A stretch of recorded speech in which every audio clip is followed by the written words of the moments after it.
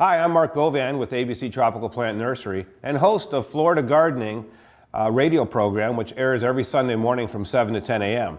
Today, we're going to learn how to grow plumerias.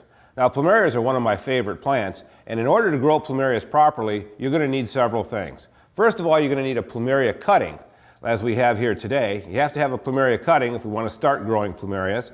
Second, you're going to need a good potting soil that we can fill our 1 gallon pot with. Then we're going to need a label and pencil so that we can mark the label and date it so that we know when we started to plant our plumeria. First thing we're going to do is we're going to go ahead and take our 1 gallon pot and we're going to go ahead and fill it up with some good potting soil. Now I use a good peat and perlite mixture in my potting soil. I use 2/3 peat and 1/3 perlite inside my potting mixture. And what I'm going to do is I'm going to scoop some out of my pot here that's already pre-made and pour it directly into my pot. And I'm going to go ahead and fill this pot right to the top. And I do that first. So I take a good couple of scoops and one more scoop here for good luck. Here we go. And once the pot is completely up, I just kind of level out the mixture inside the pot.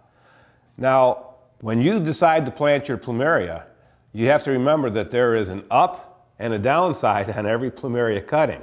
Now, how you can easily remember, depending if, let's say you don't have the top on here, how would you determine where your up and down is?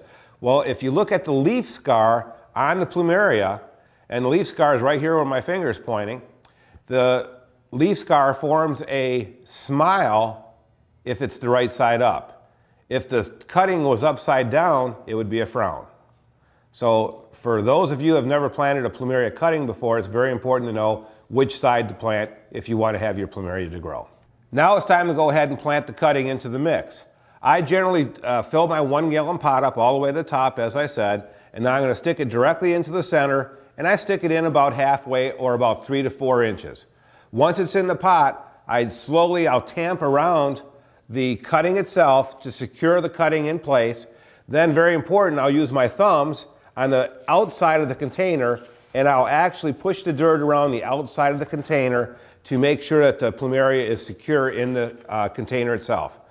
After the plumeria is in the container, I'll usually add water right after this, just a little bit of water to help the plumeria settle in place, and then I'm going to take the cutting and put the cutting out in full sun.